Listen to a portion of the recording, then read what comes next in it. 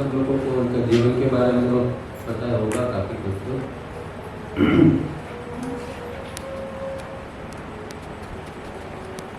वो बम्बई में जन्मे थे 1919 में 2 मार्च, और निर्वाण हुआ था सांगली में 29 मई 1993। तो आज 30 साल हो गए इसके ऊपर।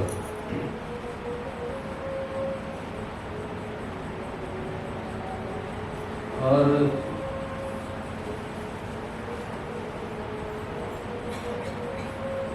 बाकी को तो मैं जन्म तो लिया था, पर क्यों वो तो कुछ पता होता नहीं है।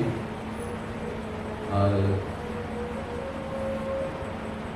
बचपन से वो कुछ लेके आए थे तो अपनी साधना, इसलिए उन्होंने एक बार बताया था कि 4 साल की उम्र में मेरे अंदर से गायत्री शुरू हो गई थी। बच्चा बहुत शरारती था तो उसको हॉस्टल में भेज दिया था, माँ बाप संभाल नहीं पाते थे। और वहाँ हॉस्टल में 4-5 साल के थे तो गायत्री बेड के ऊपर बैठ के अपने आप करने लगे थे। और कहते थे कि 7 साल की उम्र पर मुझे मेरे गुरु मिले थे और उन्होंने ये रिदम सिखाई थी।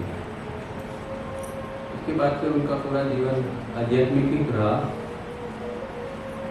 उनको तो शादी भी नहीं करनी थी, पर उनके गुरु ने कहा था कि शादी करनी पड़ेगी, तो उन्होंने किया था। और 2 बच्चे भी उनके थे।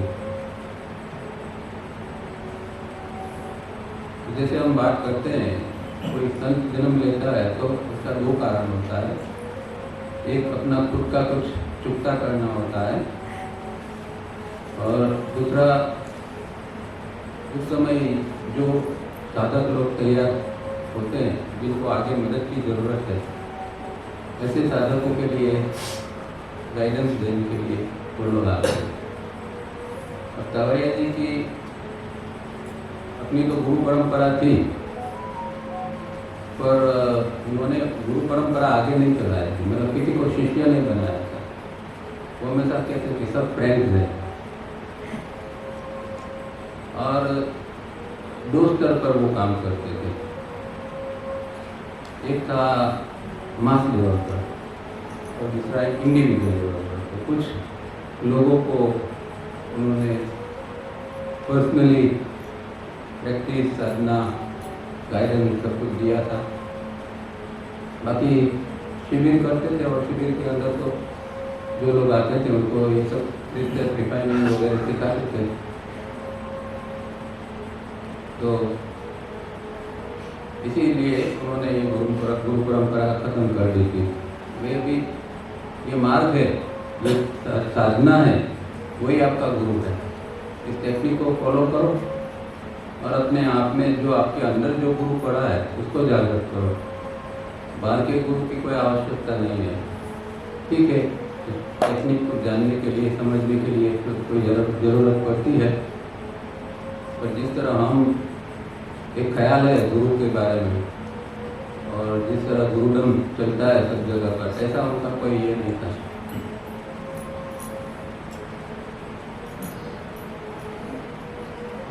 तो वो कभी प्रचार नहीं करते थे, सब कुछ जानते थे फिर भी। पर उनके कुछ क्लोज फ्रेंड थे, उनको पता था कि ये बहुत कुछ जानते थे। कुछ लोगों ने उनको इंसिस्ट किया था कि आप थोड़ा कुछ लोगों को बताइए। तो 1981 में उन्होंने मुंबई में एक छोटे से ग्रुप के सामने थोड़ी योग का साइंस है वो रखा था।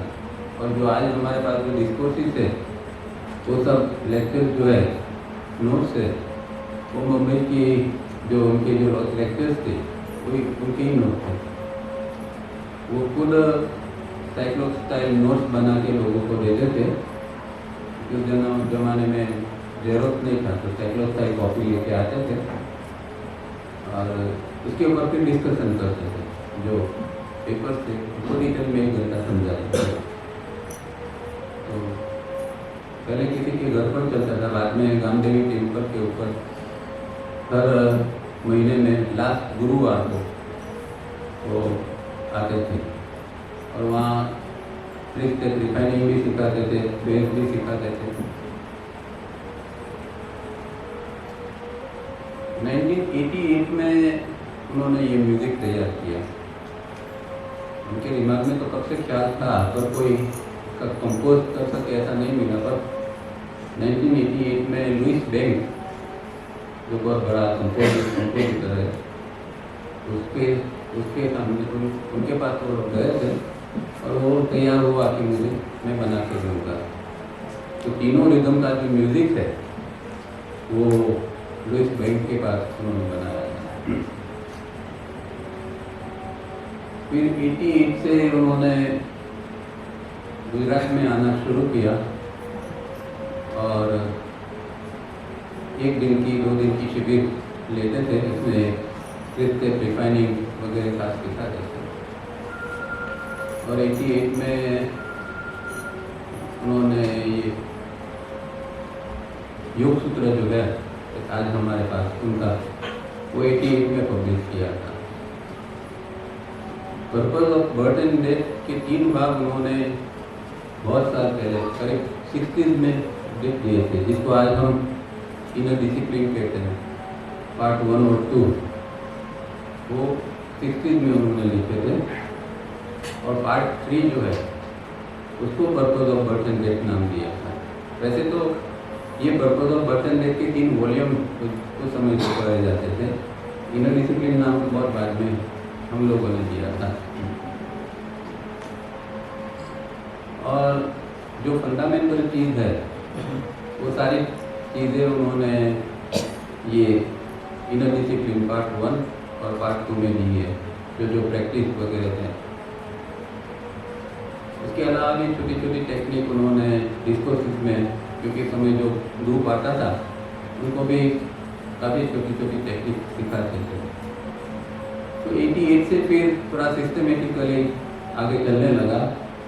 93 तक कई बार आए थे गुजरात में।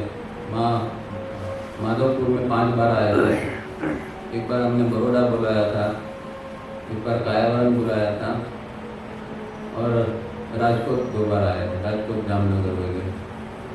तो इस तरह उनका टीचिंग चलता था। और वो हमेशा एक बात कहते थे कि मेरे पास समय बहुत कम है, जितना सीखना है वो सीख लो। अब कई लोग ऐसे एक मानते हैं कि भाई ऐसे महापुरुष होते तो उनका मृत्यु भी उनको पहले से पता हो जाता होगा। पर अपने मृत्यु के बारे में उन्होंने कहा था कि मेरा मृत्यु कब आने वाला है मैं जानना नहीं चाहता हूँ, मैं जान सकता हूँ। तो जब प्रकृति की इच्छा होगी उस मोमेंट पर मैं चला जाऊँगा। इसी तरह सांगली में रात को कहते हैं 2-3 बजे उनका देहावसान हुआ था, क्योंकि एग्जैक्ट तो टाइम पता नहीं है। तो मेडिकल से ऐसा लगता है कि 2-3 बजे सुबह में उन्होंने डिस्चार्ज किया। जैसे हम कहते हैं कि भाई किसी ने कल पूछा था कि कोई व्यक्ति पहुंची हुई है तो उसका प्रमाण क्या है। तो एक तो है उन लोगों के पास पावर्स होते हैं, उसको सिद्धि कहा जाता है, साइकिक पावर। पर ऐसा नहीं है कि जो लोगों के पास साइकिक पावर थे वो सब पहुंचे हुए हैं। और खास करके जो लोग चमत्कार करने लग जाते हैं ग्रुप के अंदर, समाज के अंदर, वो लोग अपनी साधना को रोक देते हैं। क्योंकि वो खास कहते थे कि अगर आपने चमत्कार किया तो 40-50 जन्म तक याद नहीं आएगा कि अध्यात्म क्या है। ये जो है वो एक खिलौने जैसे है, और खिलौनों के साथ खेलोगे तो 40-50 जन्म तक अध्यात्म याद ही नहीं आएगा। तो फिर भी एक मोह होता है, तो लोग थोड़ी सिद्धि आती है तो निकल जाते हैं लोगों को इम्प्रेस करने के लिए, नाम कमाने के लिए। और ये कभी पब्लिक में कोई ये नहीं किए थे, फिर भी कुछ उनके शिष्य थे, उनके साथ कुछ कभी ज़रूरत होती थी, उनको लगता था तो कुछ चीज़ें बताते थे। जैसे उस समय एक इंग्लिश सीरियल आती थी रात को, और वो देखते थे हफ्ते में एक बार। तो हमारा एक फ्रेंड था, वो भी उनके वहाँ अक्सर जाया करता था, तो उन्होंने कहा कि आजकल सीरियल देखते हैं, और सीरियल चालू किया। तो हम जानते सीरियल में जो पात्र होता है वो बोलता है अपना अपना डायलॉग। वो मित्र को आश्चर्य होगा कि जैसे जैसे कोई कैरेक्टर था, वो जो डायलॉग बोलते तो उनके साथ साथ में वो भी बोलने लगते, वही मोमेंट के ऊपर, जैसे कि उनको सब पता है कि इसमें वो क्या बोलने वाला है, इसके बाद क्या आने वाला है। इस तरह जैसे कमेंट्री चलती है, इस तरह हर डायलॉग वो उसी समय बोलते थे। मतलब कि हम तो सोच भी नहीं सकते कि भाई आज टीवी खोलते हैं तो उसमें क्या आने वाला है और क्या उसमें डायलॉग होंगे। वो इतना देख सकते थे उसी मोमेंट के ऊपर, और उसकी साथ साथ में बोल सकते थे। ऐसे बहुत सारी घटनाएं कई लोगों ने विटनेस किया है उनके बारे में। पर थे बहुत सिंपल, वो एकदम किसी को कोई गुरु कह के उनके गाँव वहाँ आता था तो उनको निकाल देते थे, तू चला जाती, मैं गुरु नहीं हूँ। कई लोग फोन पर जो गवर्नमेंट के बड़े बड़े लोग उनके पास आते थे, कई लोग उनको फ़ोन कर दिया, ऐसे ऐसा बोलते हैं मैं ये इस डिपार्टमेंट में हूँ, ये पोस्ट के ऊपर हूँ, तो वो तुरंत फ़ोन काट देते थे।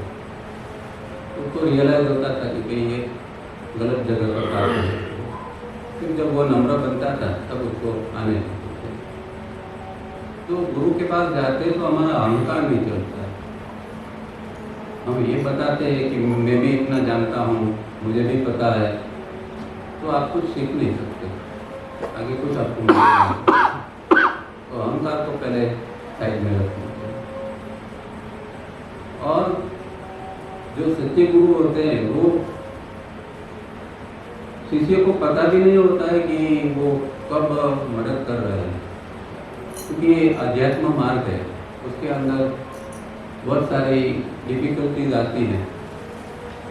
तो खाली मार्गदर्शन की ज़रूरत नहीं होती है, सपोर्ट की ज़रूरत होती है, और वो भी कुछ कहे बिना वो प्रॉब्लम को सॉल्व कर देना, या कहीं से गहरे प्रॉब्लम का सॉल्यूशन अपने आप में निकल आना। तो इस तरह जो सच्चे गुरु होते हैं वो शिष्यों को मदद करते हैं। पर शिष्य के पार्ट में डेडिकेशन और श्रद्धा बहुत जरूरी है। आज सुबह में मुझे एक इंसिडेंट याद आ रहा था। एक दूसरा गुरु शिष्य का संबंध की बात बहुत साल पहले की थी, करीब 100 साल पहले बड़ौदा के पास में गांव में कोई बहुत ऊंची अवस्था वाले महात्मा रहते थे, एक खेत में रहते थे, और जो खेत का किसान था वो उनकी सेवा करता था। और जब दिन भर में वो किसान रहता था, शाम को जब घर जाता था तो पूछता था, गुरुजी कल कुछ चाहिए आपके लिए, कुछ लेके आऊँ करके, जो जरूरत थी वो मंगाते थे। एक दिन शाम को गुरुजी ने कहा कि कल सुबह तुम आओ तो एक बड़ी रस्सी लेके आना। ठीक है, शिष्य समर्पित था, वो पूछता नहीं था कि क्या जरूरत है। अब कुछ प्रॉब्लम ये आया कि वैसे तो वो हर रोज टाइम से आता था, और उसको कुछ रुकावट आ गई और वो टाइम से गुरुजी के पास पहुंचा नहीं। फिर भी वो पहुंच गया और ये रस्सी वगैरह दिया, तो बोलते अभी ये रस्सी का काम नहीं। उसने क्षमा मांगी और कहा कि उसने कहा देखो, मैंने कल तय किया था कि तुम्हें योग की दीक्षा दूंगा, पर मेरा प्लान ऐसा था कि ये जो कुआं है उसके अंदर तुम्हें ये रस्सी से लटकाऊंगा और जब तुम आधे रास्ते होंगे तब मैं तुम्हें दीक्षा दूंगा। अब जो दीक्षा होती है वो उसका बहुत महत्व होता है, क्योंकि उससे आगे की साधना चालू होती है। तो शिष्य को बहुत अफसोस हुआ कि अरे जिस पल का मैं सालों से इंतज़ार करता था वो पल आई और मैं चुप गया। और शिष्य भी इतना ही तैयार था। उसने कहा कोई बात नहीं गुरुजी, अब आप रस्सी से लटका कर तो नहीं दे सकते, मैं कुएं में जंप लगाता हूँ और जब मैं आधे रास्ते पहुँचूंगा तब मुझे दीक्षा दे देना, और फिर मैं मर जाऊँ तो कोई चिंता नहीं। तो ऐसा समर्पित साधक और शिष्य हो, और इस तरह उसको दीक्षा दिया और बाहर भी निकला और वो जिंदा रहा। ये गुरु शिष्य की परंपरा है।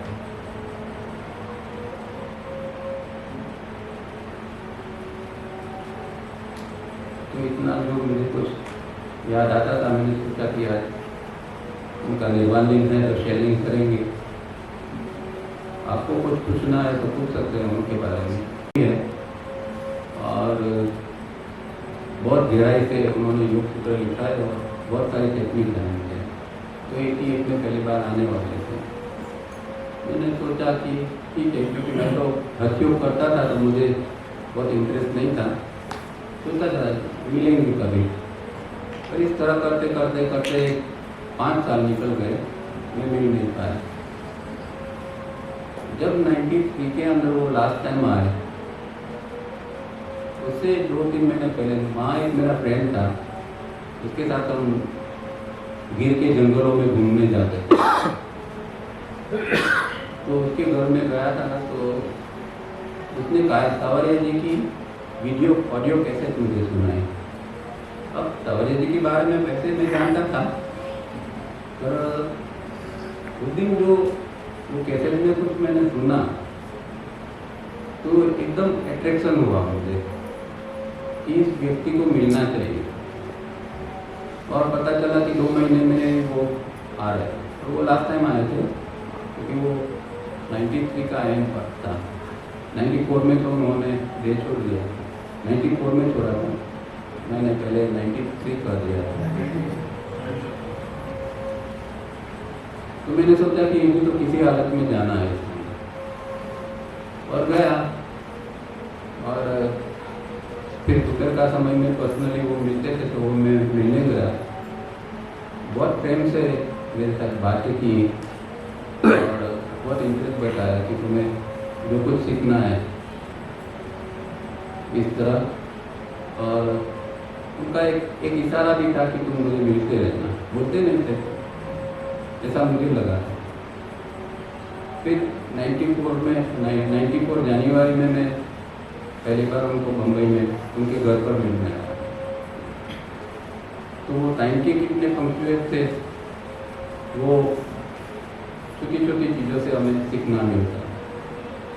मुझे 3 बजे शाम को बुलाया था, तो मैं 5-10 मिनट पहले पहुंच गया उनके घर। उनकी वाइफ ने दरवाज़ा खोला और मुझे दिखाया। अब उस ज़माने में वो जो घड़ी आती थी उसमें वो क्या कहते हैं, टकोरे होते थे। तो जैसे ही वो अंदर के रूम में थे और वो घड़ी के अंदर 3 बार वो जो बेल मौन हुआ, उसके बाद में वो उसी क्षण उनका पैर जिस रूम में मैं बैठा था उसमें आया। तो बहुत सारी बातें करने लगे अवेयरनेस के बारे में। थोड़ी देर में उनकी वाइफ चाय लेके आई और मैंने चाय उस समय छोड़ दी थी, 17 साल से चाय नहीं पीता था। तो थोड़ा द्विधा में पड़ गया मैं कि चाय पीऊँ कि नहीं।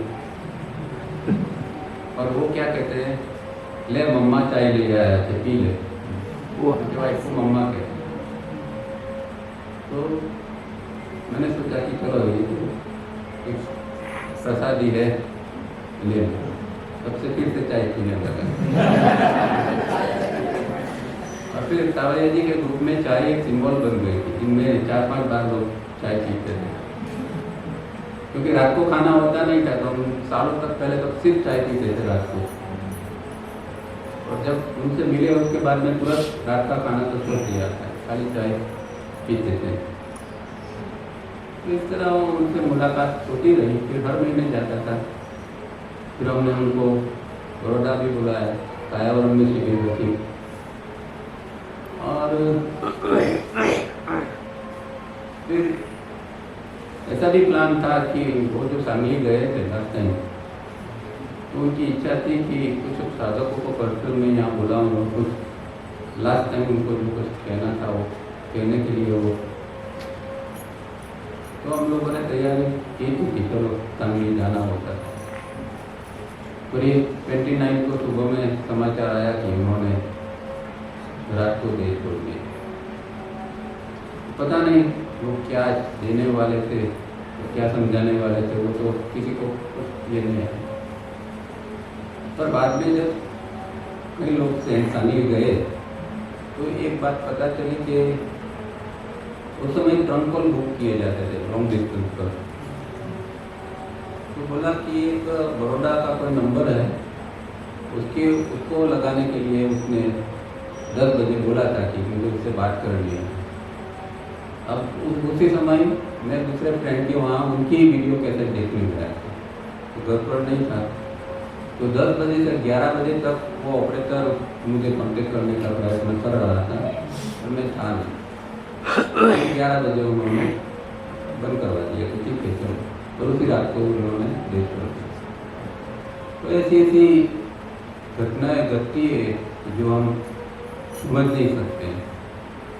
फिर भी उन लोगों को जो देना होता है उनको क्या है कि देखो, एक साधक है जो भी एक नादान है, जो सीरियस नहीं है, जो इसकी वैल्यू नहीं करता है, पर उनके अंदर एक ऐसा था, एक शक्ति और एक काम करने की पद्धति कि वो एडवांस में कुछ बीज डाल देते थे उस व्यक्ति के अंदर साधना के, कि जब इस व्यक्ति का समय आएगा तो वो अपने आप में सिंसियरली साधना करना चालू कर देगा। तो इस तरह बहुत लोगों के ऊपर उन्होंने ये किया था। और इसीलिए जो कुछ उनके ग्रुप में बाद में लोगों ने डेवलपमेंट किया पर्सनली, उसका कारण यही था कि ऑलरेडी वो दे चुके थे। क्योंकि जो गुरु होता है वो जानता है कि मेरे पास समय कम है, पर वो लोग इटर्निटी में काम करते हैं। जैसे जीसस क्राइस्ट थे, तो उसके पास भी बहुत कम समय था। उसको रोमन सोल्जर्स पकड़ के ले गए, उससे पहले वो उसके जो 12 शिष्य थे उसको लेके एक माउंट था वहाँ गए थे, और उन लोगों को कहा कि तुम यहाँ बैठो, मैं ऊपर जाके आता हूँ। अब वो जिससे ऊपर गए, ये लोग तो सो गए, क्योंकि गुरु की वैल्यू नहीं होती है तो ऐसा होता है, क्योंकि प्रेजेंस में हम कुछ नहीं कर सकते। जीसस आए तो देखा कि ये सोए, फिर भी उनको भी उसी तरह जो इटर्निटी में जो देना था कि भाई इनका समय आएगा तब आगे वो करेंगे, इस तरह जीसस ने भी वही काम किया। तो इस तरह गुरु काम करते हैं और इटर्निटी में हमें ले जाते हैं। और ये सारी चीज़ें जन्मों जन्म तक चलती है। ऐसा नहीं है कि ये सबल होता है तो वो नहीं रहा है, कभी सब खत्म हो गया। और शायद दूसरा जन्म आपको कहाँ मिले उसकी भी वो केयर करते हैं। ये व्यक्ति को इस जगह जन्म मिले जहाँ से उसकी साधना आगे चल सके, एक माहौल उसको मिल सके, यहाँ तक वो लोग तैयारी करते हैं। तो हम कुछ नहीं समझते उनके बारे में, उन लोगों की काम करने की जो पद्धति है उसके बारे में। इस तरह में उनको मिला।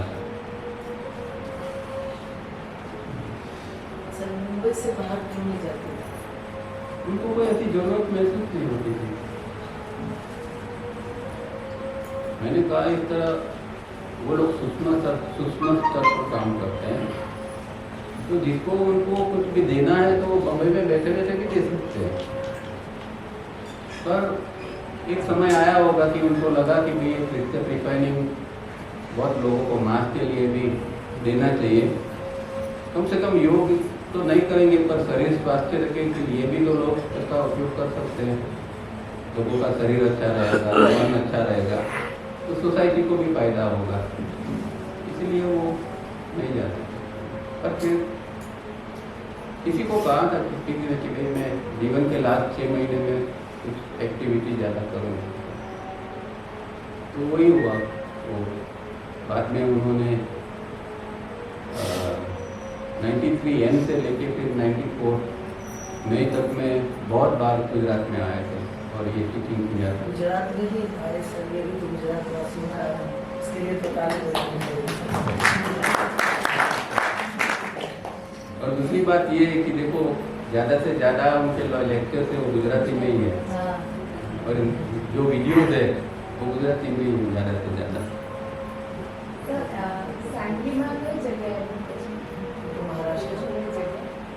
वहाँ एक आश्रय लॉज करके थे, वहाँ वो हर साल जाते थे, बहुत सालों से। एक्चुअली क्या था कि शतरंज खेलते थे वो। उनको क्या था कि साल में एक बार ऐसा 10-15 दिन के लिए बाहर निकल जाने की इच्छा थी और उनको जो लिखना वगैरह होता था तो ऐसी जगह चले। तो उन्होंने वो तो कहते हैं कि वो सांगली की भी जगह और उनके कोई पूर्व जन्म, क्योंकि हम वहाँ घूमने गए थे, किसी ने बताया था कि ये जगह है, वहाँ एक पीपल का पेड़ था, उसके नीचे वो बैठते थे और ध्यान करते थे। और ध्यान में उनको जो ये योग सूत्र का ज्ञान मिलता था वो उन्होंने लिखा है। तो अपनी बुद्धि से नहीं उन्होंने बनाया ये सब, जो चिट्ठी से जो उनको मिलता था फर्स्ट एंड नॉलेज, वो चीज़ें उन्होंने लिखी। तो वहाँ फिर क्या था कि जरा घर पर बहाना तो बनाना पड़े कि भाई क्यों जाता हूँ। तो वहाँ चेस की कंपटीशन होती थी नेशनल लेवल की, और वो चेस बहुत अच्छा खेलते थे। इतना अच्छा खेलते हैं सोचते हो। मुझे एक बार बताते थे कि यहाँ बम्बई में कुछ दादर में चेस क्लब थी, वहाँ रविवार को जाते थे। वो बोलते कि मैं हमने सामने बैठते हैं चेस के खेलने के लिए, तो मैं चेयर लेके दूर बैठता था और वो सब सेटअप कर देते थे।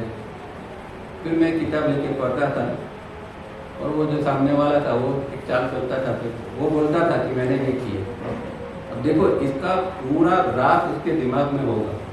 वो वहाँ बैठे हैं, यहाँ देखते भी नहीं है, वो बोलते हैं कि मेरी ये चाल तू चल। हर समय उसने जो चाल चली तो वो उसके माइंड में आ गया कि वो उसने कहाँ ये रखा है। वो बोलते थे कि अभी तू मेरा यहाँ रख। इतना दिमाग कैसा होगा बिना देखे खेलना। तो चेस के एक बहाने वो हमेशा सांगली जाते थे क्योंकि फैमिली से थोड़ा अलग होके कर सकते, इसलिए बहुत साल से वो नहीं सांगली हम कोई नहीं गया, वो अकेले ही जाते, किसी को नहीं बोला था। पर सांगली में कुछ लोग थे जो उनके कॉन्टेक्ट में आए थे, महाराष्ट्र लोग थे, और उनको बहुत रिस्पेक्ट देते थे। यहाँ तक कि अब किसी ने कुछ कहा नहीं था कि ये तो संत है, पर एक होता है ना कि भाई एक फूल खिलता है तो उसकी सुगंध अपने आप में खरीदती है। तो छोटे छोटे जो वहाँ स्कूल के बच्चे थे वो रोज सुबह उनको प्रणाम करने आते थे। तो वो तो रूम में बैठते थे, दरवाज़ा खुला रखते थे, तो बच्चे बाहर से उनको नमस्कार करके चले। अब किसने कहा उनको बच्चे को, किस तरह लोग आते थे पता नहीं, किस तरह सब चलता है। आपने अभी तो बताया कि जो बिना देखे बता देते थे, वो कैसे होता है? वो दिमाग की शक्ति है। साधना जो है, साधना से विकास इतना होता है कि हर जो चीज़ है हमारे अंदर, ब्रेन है, बुद्धि है, इमोशंस है, सब बैलेंस में होते हैं। और एक उसके अंदर वो शक्ति होती है। ये तो ठीक है, वो दूर कहाँ क्या चल रहा है। जैसे मैं पहली बार उनके घर गया था तो अवेयरनेस की बात कर रहे थे, बोलते कि अवेयरनेस के बारे में लोग न जाने क्या क्या बातें करते हैं। शास्त्रों में ऐसा कहा है कि अवेयरनेस जो है वो जब डेवलप होती है तो वो कहते थे कि मेरी बेटी अगर अभी यूएसए में है और इस समय क्या कर रही है तो मैं अवेयरनेस से ये देख सकता हूँ कि अभी वो क्या कर रही है। कैसे बोलते थे कि अवेयरनेस कैसा है कि एक अत्तर जैसा है। आप अत्तर की बोतल खोलते हैं तो कैसे सुगंध फैलती है, इस तरह हमारे अंदर अवेयरनेस है, वो पूरे पृथ्वी पर क्या, पूरे ब्रह्मांड के अंदर क्या चल रहा है वो फैल सकती है और जान सकता है। ये तो बहुत छोटी बात है और के ऊपर देखना।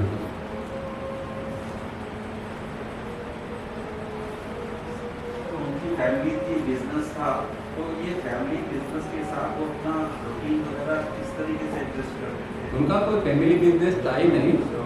वो तो पहले तो वो जब उन्होंने शिक्षा की थी मैकेनिकल इलेक्ट्रिकल इंजीनियर बने थे, ठीक है। फिर 28 साल की उम्र में उनकी शादी हो गई थी और फिर उन्होंने फर्स्ट टाइम जो जॉब ली थी वो बॉम्बे पोर्ट के अंदर वो डेप्यूटी चेयरमैन बने थे। और वो अब देखो उसमें भी एक बात ऐसी समझने की है, वो कहते थे कि मेरे हाथ के अंदर, हाथ के नीचे 10,000 लोग काम करते थे बॉम्बे पोर्ट में। और बॉम्बे पोर्ट में जो वहाँ मजदूर लोग होते थे, क्योंकि वो जब स्टीमर से माल निकालना, ये करना वो करना, तो बोलते थे उनका क्वालिफिकेशन क्या था, किसको रहा। तो भाई इसने कौन सा गुनाह किया है, इसने एक खून किया है तो हाँ ये एलिजिबल है। मतलब कि सब गुंडे लोग ही थे उनके नीचे। और कहते हैं कि उन्होंने कभी किसी को उपदेश नहीं दिया था कि भाई ये कुछ छोड़ दे। लोग जुआ खेलते थे, वुमनाइजिंग करते थे, ये गलत प्रकार के काम करते थे। पर जैसे जैसे लोग उनके संपर्क में आते थे छूट जाता था उनका। न कभी उन्होंने उपदेश दिया, न कभी कुछ कहा, पर उनके इतने अच्छे वाइब्रेशन थे कि उनके कारण उनके जो दुर्गुण थे वो भी छूट जाते। तो वो एक स्थिति होती है, बहुत ऊंची स्थिति होती है। उसके बाद में उन्होंने सब बॉयलर फैक्ट्री वगैरह कुछ ये किया था। बॉम्बे पोर्ट से वो निकल गए थे और नेशनल बॉयलर करके वो, क्योंकि मैकेनिकल इंजीनियर थे तो बॉयलर बनाते थे। फिर कहते हैं कि मैं वो आयरन की स्त्री आती है वो बनाता था, टोस्टर बनाता था, और ये बजाज मेरे पास से सब ले जाते थे और अपना टीका लगा के वो करते थे। तो उनके अंदर ये भी एक आर्ट था, कला थी। ऐसा नहीं खाली अध्यात्म, व्यवहार में भी उनके अंदर ये थी कि वो चीज़ें बनाते थे और इतनी अच्छी चीज़ें बनाते थे। इस तरह उनका ये था। फिर सारे बाद में तो सब कुछ बंद कर दिया था और सुबह सुबह वो निकल जाते थे, आधे दिन बाहर रहते थे और जिसको ज़रूरत होती है उसको उसके घर हो जाते थे। अब एक मित्र ने एक बार कहा था, एक बार उनका सुबह सुबह में फ़ोन आया कि अरे भाई तू गाड़ी लेके आ जा, हमें इस फैमिली को मिलने जाना है। अब वो फैमिली था, उसका लड़का अस्पताल में था, बीमार था और उनको पता लग गया था कि ये गुजर जाने वाला और वो फैमिली उनका करीब था। तो उन्होंने गाड़ी में उसके साथ गए और वो सामने मिले तो इतना उन लोगों को ये किया। अभी तो वो गुजरा नहीं था, पहले से उनको सुबह पता नहीं ऐसे उसको क्या कहते हैं, पेम्पर करते हैं, क्या कहते हैं, उस तरह सांत्वना उनका उन्होंने जो छुआ उन लोगों को, तो उनके अंदर एक तसल्ली हो गई। तो बाद में वो लड़का गुजर भी गया पर उनके कारण वो लोग संभल गए, नहीं तो इस तरह भी वो मदद करते थे। एक लड़के का कोई गंभीर बीमारी थी और डॉक्टर कहते थे उसका ऑपरेशन करना पड़ेगा। सावरिया जी ने मना किया था कि ऑपरेशन मत कराओ, क्योंकि दवाई दी थी। पर फैमिली का प्रेशर बहुत था कि ये तो बहुत गंभीर बीमारी है, उसका ऑपरेशन करना ही पड़ेगा। तो मेरा एक फ्रेंड था, उसके पास बैठा था उस समय, जिस समय अस्पताल में वो लड़की का ऑपरेशन कर रहा था। तो अचानक वो बोले कि गया ऑपरेशन में, वो एक्सपायर हो गया और यहाँ उनको पता चल गया। इतना वो देख सकते थे। इतनी बहुत सारी ऐसी घटनाएं हैं। સર એવું બી હતું ને કે તમે આટલા વર્ષ પછી પાછા તમે મને મળશો, આ ટાઈમે મળશો ને એવું બી હતું ને એમનામાં। किसी ने पूछा था कि भाई आप अब दूसरा जन्म कब लोगे? तो नॉर्मली तो हम जानते हैं कि हमारा जन्म तो जल्दी जल्दी हो जाता है, क्योंकि हाथ में हमारा होता नहीं है। मरने के बाद कुछ समय में दूसरा जन्म मिल जाता है। वो कहते हैं कि मैं तो देखो हजार साल के बाद आऊँगा, और तुमने तो तब तक में कितने जन्म ले लिए उसमें। पर एक कहते थे कि इस जन्म में मैं जिन लोगों को मिला हूँ, मेरे नेक्स्ट लाइफ में फिर से मैं सब लोगों को मिलूंगा। तो 1000 साल का फासला है, किसी को फिर से उनको मिलना है तो ट्राई कर सकते हैं। अगर फिर से बैठ गया तो वो मिलेंगे। तो अभी आप मिलो तब हमारी टीम का नाम याद रखना साथ में। સર તમારી સાથે કમ્યુનિકેશન કરતા હશે ને સર? કમ્યુનિકેશન કરતા હશે તમારી तो આપણે કરવાનું વન વે કોમ્યુનિकेशन। નહીં તમારી સાથે બી થયું હશે ને? ये कहूँ છું, अब जब हम कम्युनिकेशन करते हैं तो वन वे होता है। અચ્છા वन वे मतलब वो सुन लेते हैं। સુંદર। अब वो कहते हैं वो हम सुन नहीं सकते। હા एक अजीब घटना थी ना, वो कलर टी खा गए थे ऐसा बोल। कलर टी खा नहीं गए थे, वो समझ में वो नहीं। मजाक में बोलते थे कि मैं कलर टी निगल गया हूँ, तो मेरे पेट में उसका स्क्रीन के ऊपर सब चीज मैं देख सकता हूँ। मजाक। सर जी का वैदिक शास्त्र में भी नॉलेज था, होम्योपैथी का बहुत अच्छा सेवा। ज्योतिष का सबसे बहुत अच्छा उनको नॉलेज था। वैसे तो पूरा ब्रह्मांड में कौन से ग्रह से क्या असर है वो सब बहुत गहराई से जानते हैं। जो आज का ज्योतिष में कोई नहीं जानता है वो सब, क्योंकि आज का ज्योतिष जो है वो 9 ग्रह के ऊपर खाली आता है। वो कहते थे कि 31 प्लेनेट का कॉम्बिनेशन देखना पड़ता है, तो दूसरे लाइफ में भी क्या है वो भी आगे पीछे भी देख सकते हैं, मतलब जान सकते हैं। और उनको यही था कि भाई किस तरह समाज को मदद करे, तो फिर उन्होंने होम्योपैथी अपने सेल्फ करी। वैसे तो वो डॉक्टर बनने वाले थे, मेडिकल में जाने वाले थे, पर वहाँ क्या है कि वो फ्रॉक को डिसेक्ट करते हैं तो वो उनको पसंद नहीं था, तो फिर वो उसमें नहीं गए, फिर इंजीनियर बन गए। तो उनको तो मेडिकल का बहुत गहरा नॉलेज था, और उन्होंने देखा कि आज की डेट में सबसे असरकारक कोई दवा है तो वो होम्योपैथी है। एलोपैथी तो हम जानते हैं टेम्पररी रिलीफ के लिए या इमरजेंसी के लिए उसका उपयोग किया है। आयुर्वेद थोड़ा गहरा है उससे, तो होम्योपैथी इससे भी गहरा है, क्योंकि होम्योपैथी की दवा आपके एस्ट्रल बॉडी के ऊपर असर करती है। और हम जानते हैं कि हमारा जो डिसीज पहले जो आता है वो एस्ट्रल बॉडी से शुरू होता है। एक व्यक्ति के हार्ट में प्रॉब्लम आया तो वो फिजिकल हार्ट में प्रॉब्लम आया, पर पहले उसका अनाहत एस्ट्रल हार्ट है वो बिगड़ता है, और बाद में वो फिजिकल लेवल पर आता है। क्योंकि हम जानते हैं फिर एस्ट्रल बॉडी प्राइमरी बॉडी है, फिजिकल बॉडी सेकेंडरी। तो इस तरह फिर उन्होंने होम्योपैथी की लोगों को दवा दी। और वो ये कॉटन का प्रयोग हम करते हैं ना, वो भी बहुत लोगों को कराते थे कि ये तो इस समय के ऊपर इस मटेरियल को कॉटन से बंद कर देना। पर हमारा दिमाग तो कैसा होता है ना कि ऐसी चीज़ों में तो जल्दी विश्वास नहीं आता। लोग सोचते हैं कि दवा खाने पर ये डिसीज नहीं जाता, ये रूप खाली डाल देंगे एक घंटे के लिए, तो कैसे नहीं करते। कई लोग होम्योपैथी की दवा लेने के लिए भी आते थे। वो कहते थे कि देखिए जब भी जाएगा ना घर पर, ये दवा को 2 दिन के अंदर डाल देगा। वो जानते थे, पर उसका काम था देना, वो जानते थे फिर भी वो देते थे। कि ये उपयोग नहीं करेगा, वो जानते थे, क्योंकि कोई आया तो उसको देना। और एक प्रिंसिपल था ना कि मेरे पास जो ज्ञान है वो मुझे विदाउट मूल्य, बिना मूल्य देना है, ज्ञान और वो जो स्किल है। वो तो टीचिंग का उनका फंडामेंटल था। वो मानते थे कि दवाई का और योग का पैसा नहीं होना चाहिए, और वो हमेशा हर महीने कितने हजारों रुपए की दवा लोगों को फ्री में देते थे। उनके शिष्य लाके देते थे, वो डिस्ट्रीब्यूट करते थे।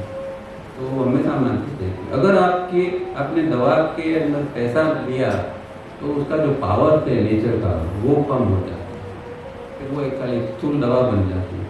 जो नेचर का ये होना चाहिए उसके अंदर।